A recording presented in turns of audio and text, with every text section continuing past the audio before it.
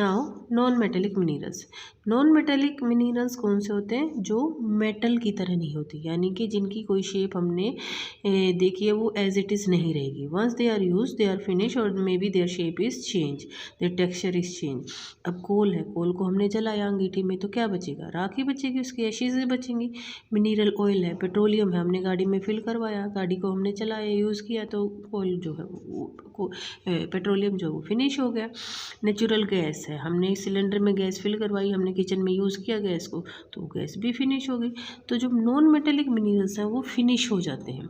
जो metallic minerals हैं वो एक बार बन गए तो सेम रहेंगे। जैसे आयरन की ये आपकी चेयर में ये पाइप है, ये बेंच में, ये एक बार बन गए तो ऐसे ही ये रहेंगे सालों साल। ठीक है, तो दे आर, ये जो कोल और मिनरल ऑयल है, पेट्रोलियम है, ये क्या कहलाते हैं? They are also called mineral fuels. ये मिनरल फ्यूल्स भी कहलाते हैं and fossil fuel, fossil fuel भी ये कहलाते हैं। अब फॉसिल फ्यूल क्या है?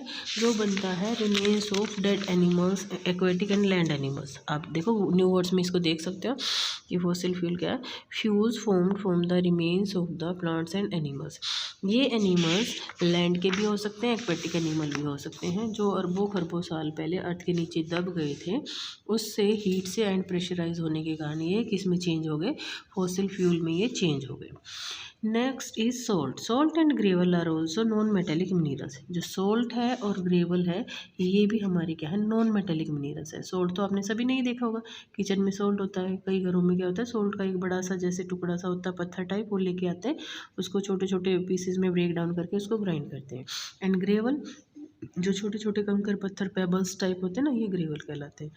तो ये भी हमें नॉन मेटेलिक मिनरल्स है, क्योंकि इन ग्रेवल में हमें कई बार बहुत सारे मिनरल्स मिल जाते हैं। Coal is the most commonly use fuel. अब कोल जो है वो बहुत ज़्यादा कॉमनली यूज फ्यूल है, यानी कि हम इसको बहुत यूज़ करते हैं।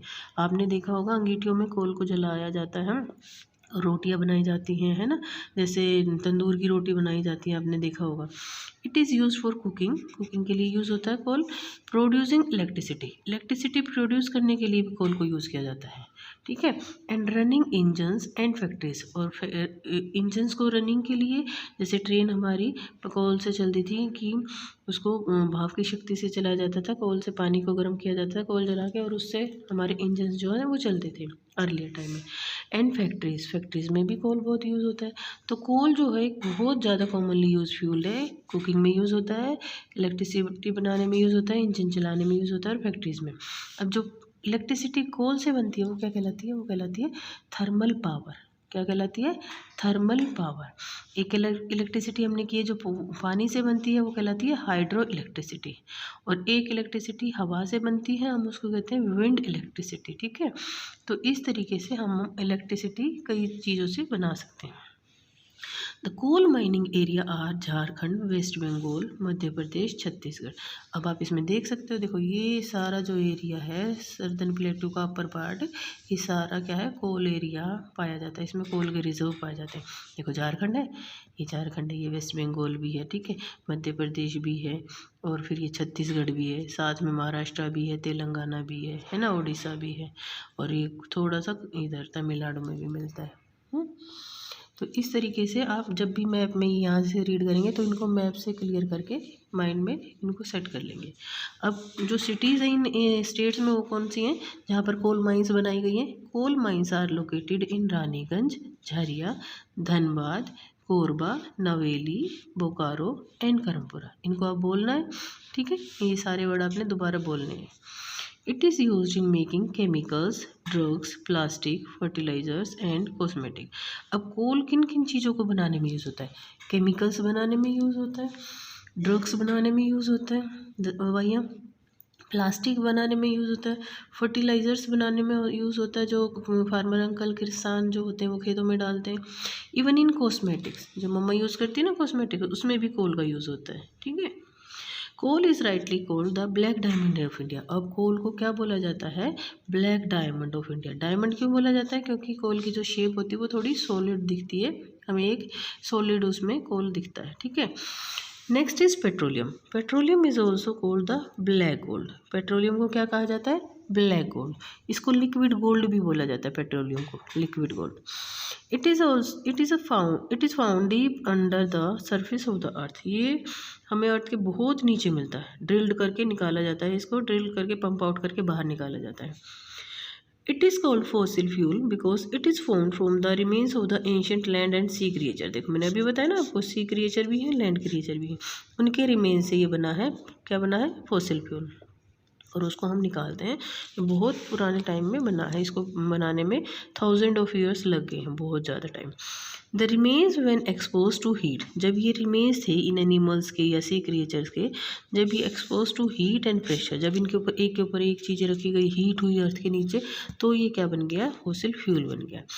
The remain when expose to the heat and pressure under the earth surface are change into oil. ठीक है, वो किस में चेंज हो गया? ऑयल में चेंज हो गया। एंड गैस, गैस में चेंज हो गया। This process takes over 1000 of years, और इस प्रोसेस को होने में कितना टाइम लगा? 1000 ऑफ ईयर्स इसमें लग गए। Next is petroleum, diesel, kerosene and cooking gas are the product of the products we get from the petroleum और मिनरल ऑयल। जो हमें पेट्रोलियम और मिनरल ऑयल से बने ना उनके प्रोडक्ट, जैसे पेट्रोल मिला है, डीजल मिला है, केरोसिन मिला है, कुकिंग गैस मिला है, ये हमें पेट्रोलियम और मिनरल ऑयल के से मिले हैं। पेट्रोलियम को रिफाइन किया जाता है पेट्रोलियम रिफाइनरीज में, और इससे पेट्रोल निकलता है, डीजल निकलता है, केरोसिन निकलता है। जैसे दूध से दही, मक्खन, पनीर, मलाई, ऐसी सारी चीज़ें निकलती है ना, ऐसे ही पेट्रोलियम से ये सारी चीज़ें निकलती हैं। ठीक है। अब पेट्रोलियम जहाँ से निकाला जाता है वहाँ क्या क्या कहते हैं हम? वहाँ ऑयल वेल, की तेल के कुएँ हमें वहाँ मिले हैं। Oil wells are drilled to pump out the crude oil that is further refined to make it usable. अब उस ऑयल वेल से ऑयल को निकाला जाता है, ड्रिल करके पंप आउट करके बाहर निकाला जाता है उस क्रूड ऑयल को, और फिर उसको क्या किया जाता है? रिफाइन किया जाता है कि उसको यूजेबल हम कर सकें, उसमें से जितनी भी इम्प्योरिटीज़ हैं उनको हम निकाल सकें। Oil fields are situated in Digboi in Assam. अब इंडिया में कहाँ है? इन दिग्बोई इन आसाम। देखो यहाँ पर है कैम्बे एंड अंकलेश्वर इन गुजरात, यहाँ पर है Cambay and Ankleshwar in Gujarat. Another important oil field are situated off the coast of Mumbai. अब मुंबई कोस्ट पर भी ये यहाँ मिलता है हमें पेट्रोलियम, और ये बॉम्बे हाई के नाम से जाना जाता है। It is called Bombay high. ठीक है। The refineries that purify crude mineral oil are located in. अब जहाँ पर रिफाइनरीज बनी हैं, जहाँ पर इस ऑयल को रिफाइन किया जाता है, वो कहाँ है? वो है दिग्बोई। दिग्बोई कहाँ हो गया? आसाम में हो गया। कोची, कोची हो गया आपका केरला में। मथुरा, हल्दिया, बरौनी ये आपका उत्तर प्रदेश और मध्य प्रदेश वाला एरिया हो गया। एंड मुंबई एंड चेन्नई, मुंबई आपका ये हो गया और चेन्नई आपका यहाँ हो गया। तो इन एरिया में क्या है? पेट्रोलियम रिफाइनरीज हैं। In some of the oil fields natural gas is also found. और जहाँ पर ऑयल फील्ड होती है ना, वहाँ पर साइड बाय साइड हमें नेचुरल गैस के भी वेल मिलते हैं, यानी कि गैस का भी डिपॉजिट हमें अर्थ के नीचे मिलता है, उसको भी बाहर निकाला जाता है ऐसे ही सेम पंप आउट करके। And that is used as CNG, और उसको हम CNG, जैसे CNG की बसेस चलती हैं, ई रिक्शा चलती हैं, तो उसमें हम यूज़ करते हैं, जो एक ऑल्टरनेटिव सोर्स है पेट्रोलियम का, कि हम अगर पेट्रोलियम फिनिश हो गया तो हम CNG को यूज़ कर सकते हैं। इसकी फुल फॉर्म क्या है? Compressed natural gas. इसको आप 5 टाइम बोलेंगे, कंप्रेस्ड नेचुरल गैस, 5 टाइम बोल के, और इसको फिर आप 5 टाइम RNB में लिखेंगे। ठीक है। और अभी रिसेंट हमें पता चला है कि हमारी इंडिया में ना राजस्थान में भी पेट्रोलियम का डिपॉजिट मिला है, और थोड़ा सा हमें राजस्थान से भी पेट्रोलियम जो है मिलने लगा है। तो इस मैप को आप ध्यान से देखेंगे और इसको फिल करेंगे, और जो प्रीवियस मैप हमने वहाँ किए थे पेज नंबर 81 पर, उसको भी आप फिल करेंगे। ठीक है। नेक्स्ट पार्ट हम कल करेंगे। इस पार्ट से आप OTQs तैयार करेंगे, और जो 3 क्वेश्चंस मैं शेयर करूँगी वो आप 11 नंबर में करेंगे, और OTQs करेंगे एंड मैप करेंगे। ओके बेटा, अच्छी अच्छी राइटिंग में सुंदर सुंदर सा करेंगे। Okay bye, take care.